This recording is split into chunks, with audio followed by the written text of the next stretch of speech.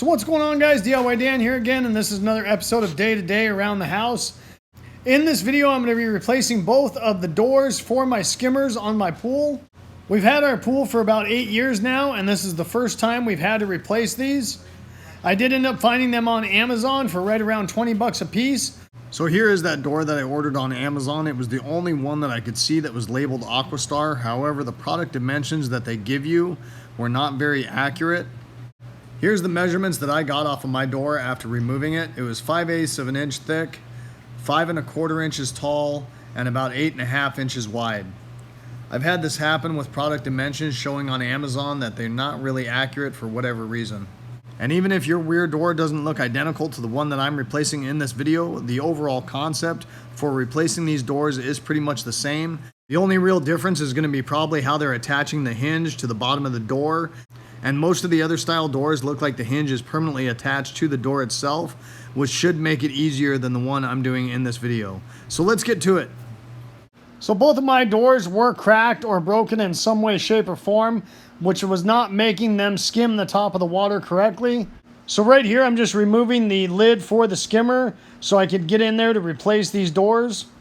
So I am going to have videos of me actually replacing these things with this view that I'm showing you now. But as far as showing you how to do it, it's a lot easier to explain with this thing out and on the table. These Aquastar Weir doors have 2 black hinges that you'll need to remove in order to remove the door. The first thing you need to do is push the top of that black hinge towards the side of the door in order to release it from the locking clip. Then rotate that all the way down to the bottom of the door in order to remove that hinge from the door. The reason I'm explaining this in so much detail on the table is because it's a way different story when you're trying to reach through the skimmer basket area in order to remove and install these hinges. Once removing both of the hinges, the door can come out through the skimmer basket area or through the pool. Now there is an extra little locking tab on these plastic hinges. On this one, I lifted it up before removing it from the door. On the other side, I could not push that locking tab up, but it didn't make a difference. I was still able to push that tab away from the lock, then bring it all the way down and remove that hinge. Installation of these hinges is pretty much the exact opposite. Put it in towards the bottom, rotate it up so it locks in place, and then push that extra little locking tab down to help secure it so it doesn't come loose.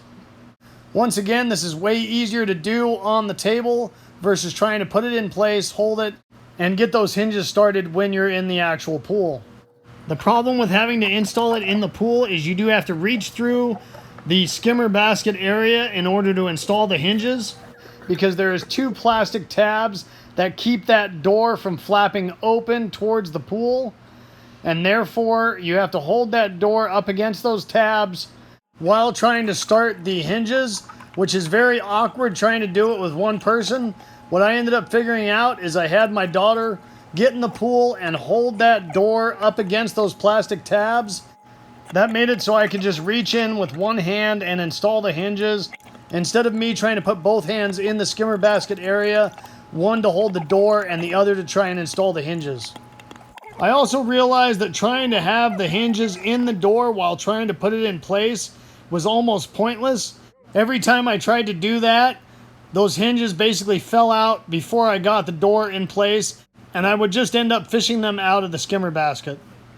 So after really struggling with the first door, just trying to do it by myself, I put the door up in place, had my daughter hold the door, and then I was able to use one hand to go in there and install each one of the hinges, which made it a hell of a lot easier than trying to do it by myself.